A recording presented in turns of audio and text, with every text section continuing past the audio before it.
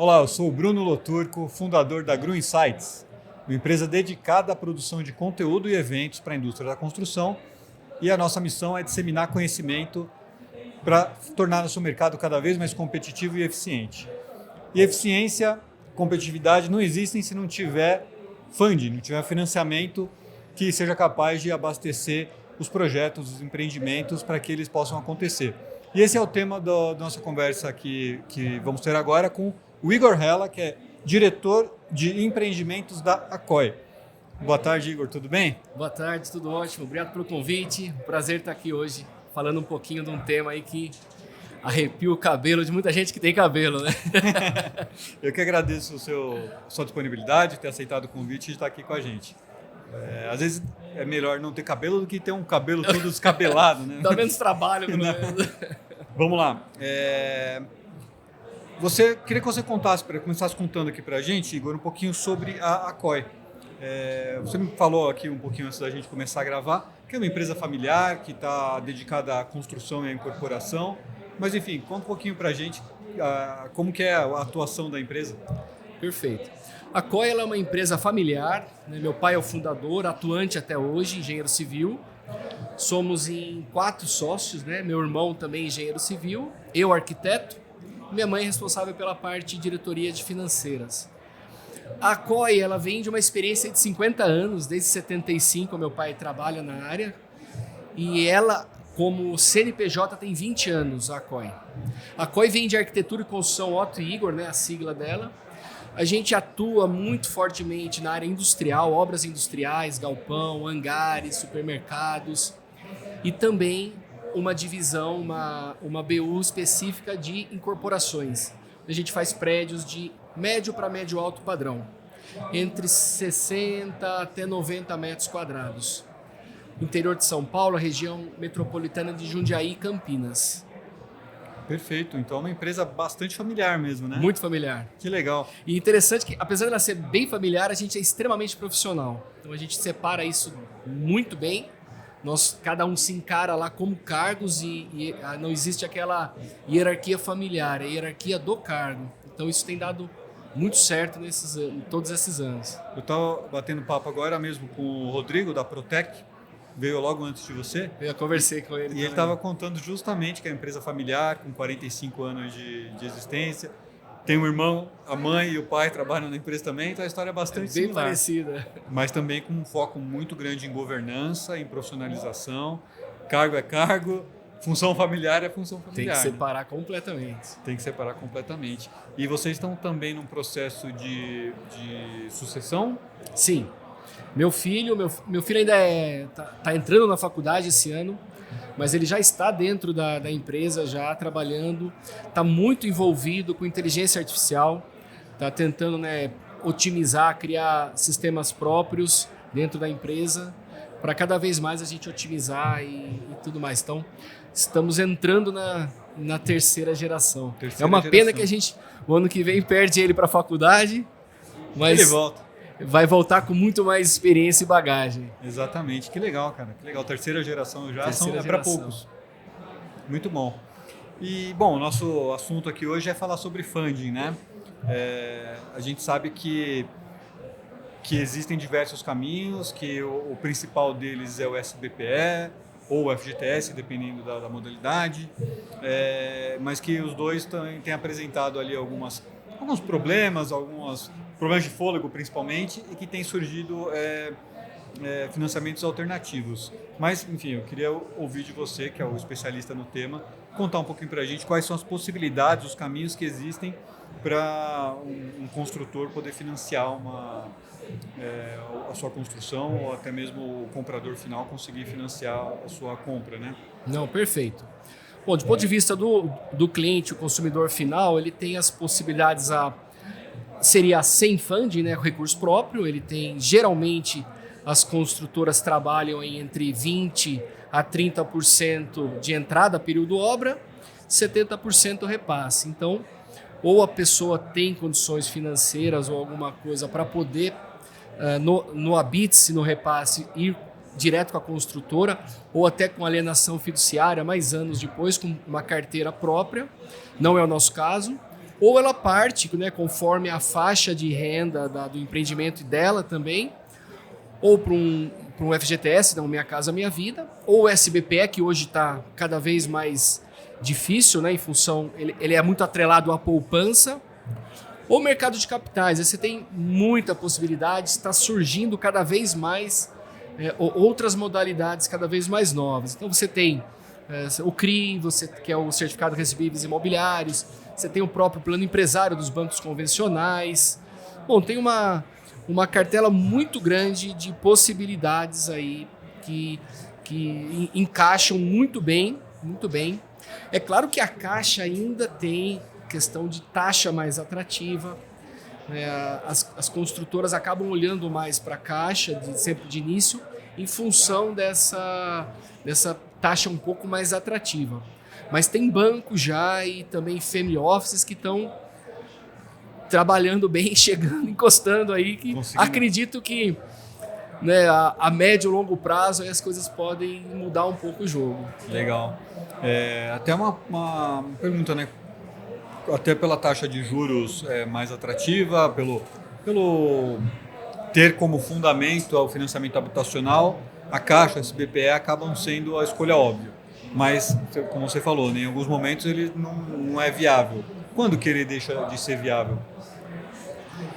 Olha, eu vou falar por experiência própria. Por exemplo, a gente fez um empreendimento, né, estamos fazendo, que nós tivemos uma rejeição, né, uma rejeição do cliente. O perfil do cliente não estava se enquadrando muito na faixa. Então, ali que a gente... Então, eu acho muito caso a caso.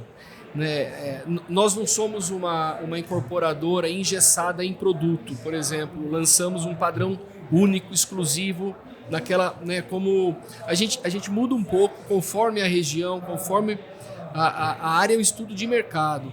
Então, fica um pouco difícil para a gente definir um modelo padrão. Por exemplo, olha, a gente só vai fazer Minha Casa Minha Vida na nossa visão, né, na nossa empresa. Uhum. Então, cada caso para nós encaixa de uma forma. A gente faz alguns empreendimentos um pouco menores, em cidades menores, que a gente tem uma rede de relacionamento nas cidades vizinhas muito grande. A gente é muito conhecida, uma família tradicional. Então chega muitas oportunidades de terrenos em excelentes localizações, mas em dimensões às vezes não tão grandes. Então a gente consegue às vezes encaixar algumas coisas, não é um modelo para uma Caixa e às vezes também nem é um modelo para algum tipo de fundo. Então a gente é muito híbrido, é muito diversificado as possibilidades. Isso daí eu não sei se vai ser daqui a um tempo, se a gente vai migrar ou não, né? Muita coisa, acho que nós estamos num período de transição muito grande, não só questão política, mas a gente está vendo coisas no macro, no mundo todo, guerra, né? Uma consequência de coisas que eu acredito que vai mudar demais a posição de habitação futura no Brasil. Então, talvez a gente migre para algumas coisas no futuro e tenha até um pouco mais de previsibilidade, de modelo de negócio para funding. Perfeito, entendi. São questões macroeconômicas e que você entende que vai mudar um pouco o jogo aí. Vai dar um pouco mais de... abrir um pouco mais o campo para o funding alternativo, seria isso? Eu acredito que sim. Na minha visão, sim. Tá.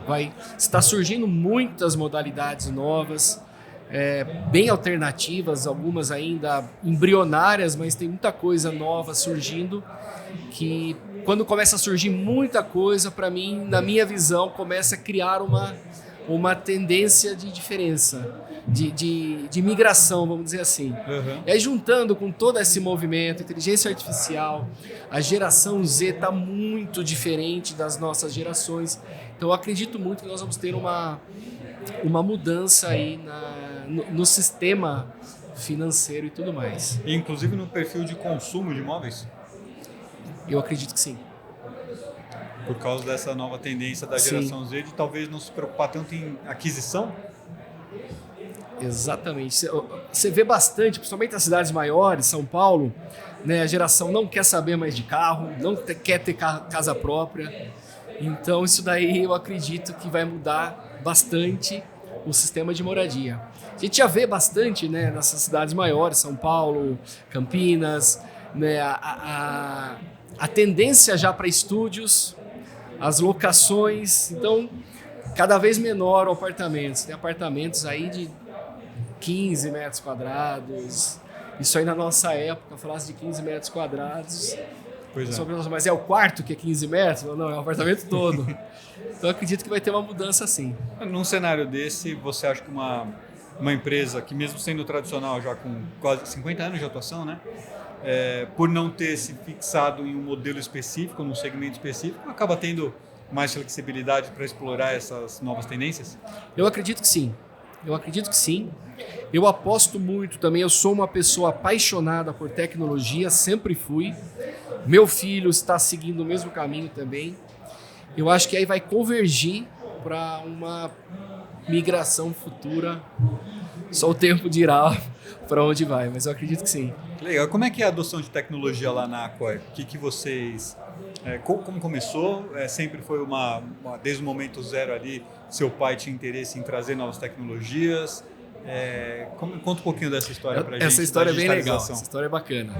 Na verdade, a gente tem dois lados lá na empresa. A gente tem o lado meu, eu com 12 anos, comecei a desenhar para o meu pai em nanquim, aquelas pranchetas antigas, passando projetos. E eu achava muito chato ter que apagar um projeto nanquim que era com gilete na época, você raspava o papel vegetal. Eu achava aquilo muito trabalhoso, chato, uma alteração. Falei, não é possível não ter algo melhor. E aí eu comecei a pesquisar. Na época só existia o AutoCAD, era o AutoCAD 12, se eu não me engano, na época, R12, as primeiras versões. E aí comecei a digitalizar os projetos para ele. Mas por outro lado, tanto meu pai quanto meu irmão, que é mais velho, eles já eram mais tocadores de obra, engenheiro de obra. Apesar do meu pai gostar muito de projetar, de projeto, eles eram mais de tocar obra. Então eu entrei um pouco, né, já bem cedo, começando com uma tendência tecnológica. E aí foi evoluindo cada vez mais. Depois que eu fiz faculdade de arquitetura, aí fundamos a Acquair e aí não parou mais. Hoje a gente está muito mergulhado com inteligência artificial, bastante.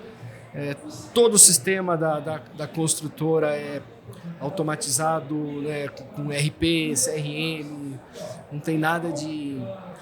Eu acho que ficar livre do Excel é difícil, né? Uma coisinha ou outra a gente sempre vai por Excel, mas todos os processos mais sensíveis e tudo, é tudo automatizado, que ganha velocidade, evita erro, e você tem informação na ponta da mão, em tempo real. Eficiência, né? E todo mundo consulta a mesma fonte da verdade. Exatamente. Perfeito. Voltando um pouquinho lá pro caso que a gente você estava comentando, né? Do empreendimento, que ele começou SBPE e depois foi para o CRI, que você identificou que o perfil dos compradores ali não estava muito aderente ao que a SBPE oferecia, né? Essa mudança de estrutura já com uma venda em andamento é algo que não é muito usual, né? A gente não vê muito no mercado. Como é que vocês se resguardaram? Porque eu imagino que tenha tido alguma exposição de caixa em algum momento ali que foi necessária, porque essa mudança não é simples. Mas como vocês fizeram para manter a operação saudável nessa transição? Olha, isso aí foi um risco que a gente tomou, tá? Foi um risco mesmo, um risco de certa forma calculado, né? Risco nunca é calculado, né? Mas de certa forma tentamos ao máximo. A gente trabalha sempre muito antes da coisa acontecer. Vamos dizer, a gente identificou um problema, a gente consegue antes. É uma característica até minha muito grande disso. O pessoal até fala que às vezes eu sou meio pessimista. Eu falei, não, eu sou otimista, mas às vezes eu enxergo alguma coisa que pode dar problema. E foi o que aconteceu. A gente estava com mais ou menos uns 10 a 15% de vendas. A obra estava em torno de inicinho de obra, terraplanagem. E como a gente já estava com a Geric tudo certinho da caixa, a parte de OPJ assinado, tudo certinho para ser um SBPE puro.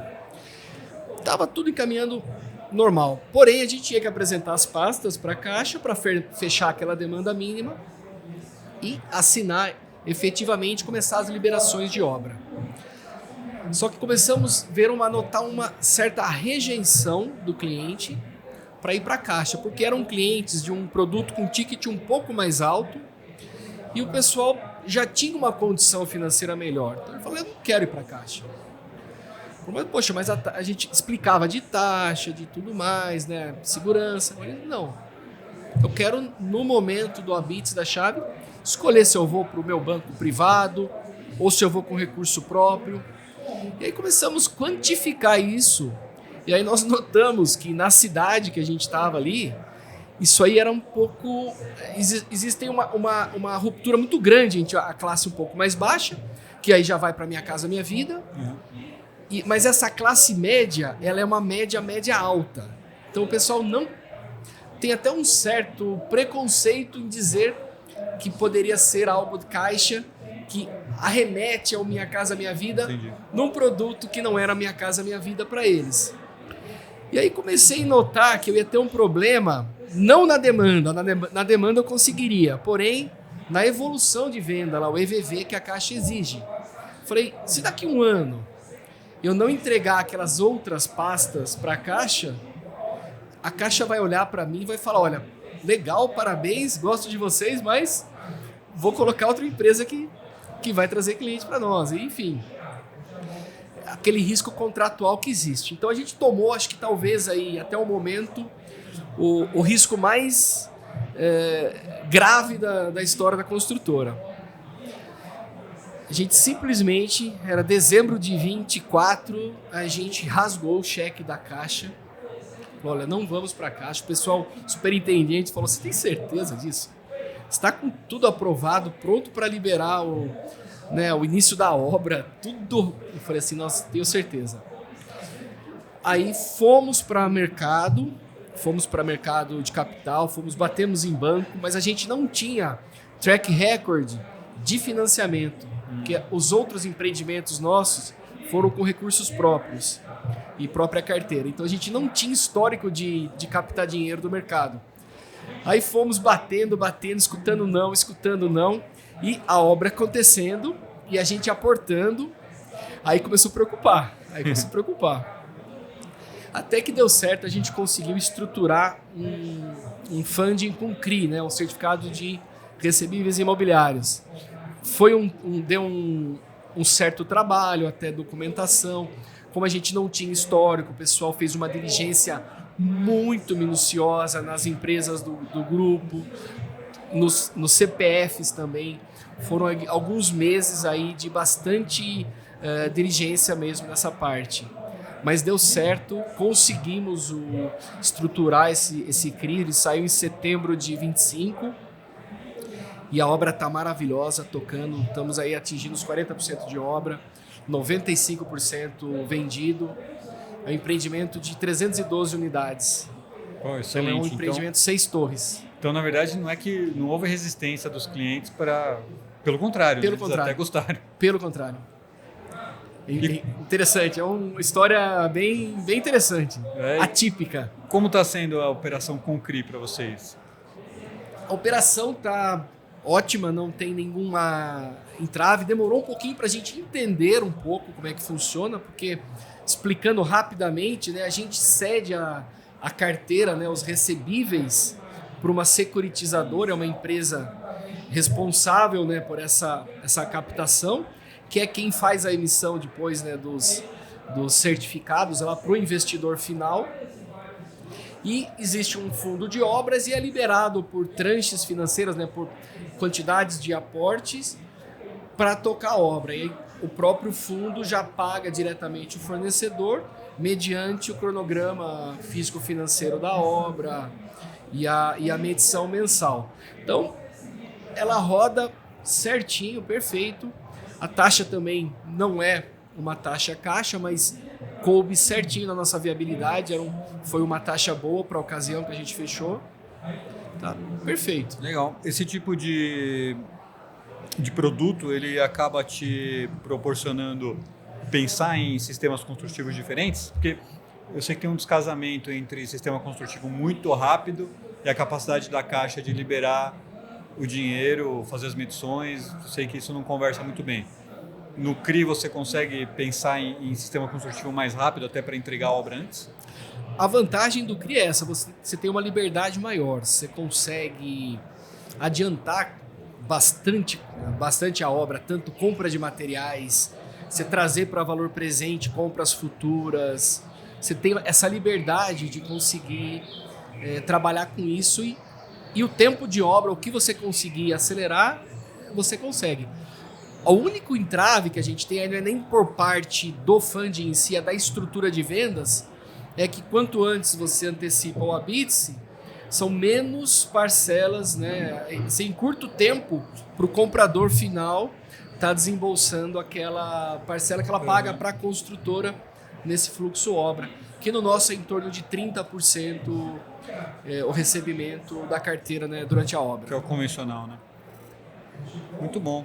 E você acha que essas figuras esses novos produtos, né, o funding alternativo, ele tem ganhado mais espaço ou ainda é uma novidade muito grande assim, para as incorporadoras no Brasil?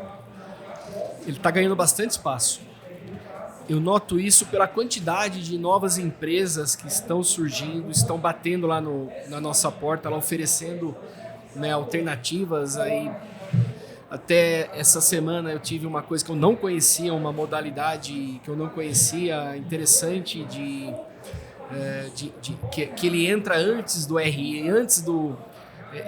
uma estrutura que entra antes do... O RI é o registro de incorporação, né? Que é quando você inicia efetivamente e legalmente as vendas.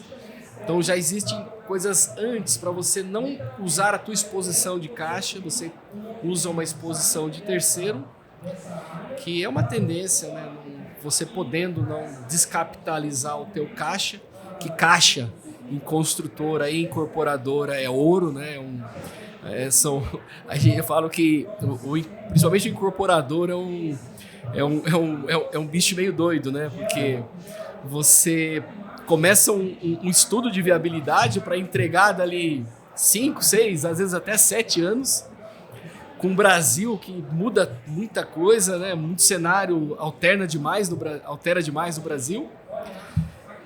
E você promete, você fixa um valor ali com terrenista e tudo mais para entregar dali um tempo. Então, caixa e o risco do incorporador é algo muito grande. Então, o incorporador é um ser bastante corajoso aí. A ser estudado, né? Muito bom.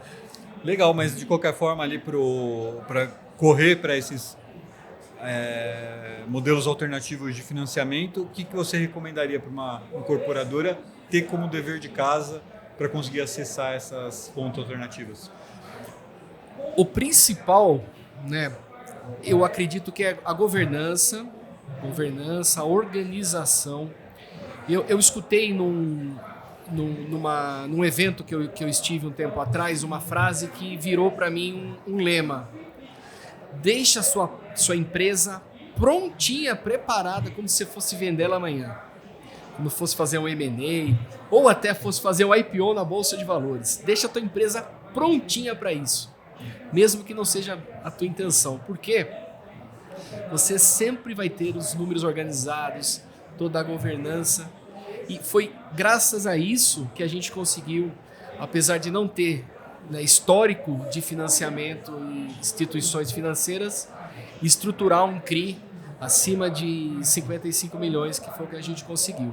Então, uma empresa sem histórico conseguir isso foi graças a isso. Então, o que a gente tinha? Todas as informações solicitadas não precisavam ser buscadas, elas estavam na mão, na hora, então, toda a lista que foi pedida, foi solicitado no período de diligência, estava na mão no e-mail no mesmo dia ou no dia seguinte. Então, esse nível de organização, né, dos números e a governança, eu acredito que faz muita diferença, principalmente em quem ainda não tem, né, um histórico de funding como o mercado financeiro. Então, se tivesse que deixar uma dica aí para quem quer entrar, captar dinheiro, a organização, e claro, né, não tem nenhum problema tanto no CPF quanto no CNPJ, problemas aí que às vezes acaba acontecendo, trabalhista e tudo mais. A gente, graças a Deus, né, o risco nosso, os nossos casos são praticamente raros. Muito bom, Igor. Legal, obrigado por trazer esse case para a gente. É sempre interessante ver alguma coisa que aconteceu na prática e que deu certo, apesar dos percalços, que tem, né? Todo mundo está sujeito a problema. O importante é como a gente sai dele depois, né?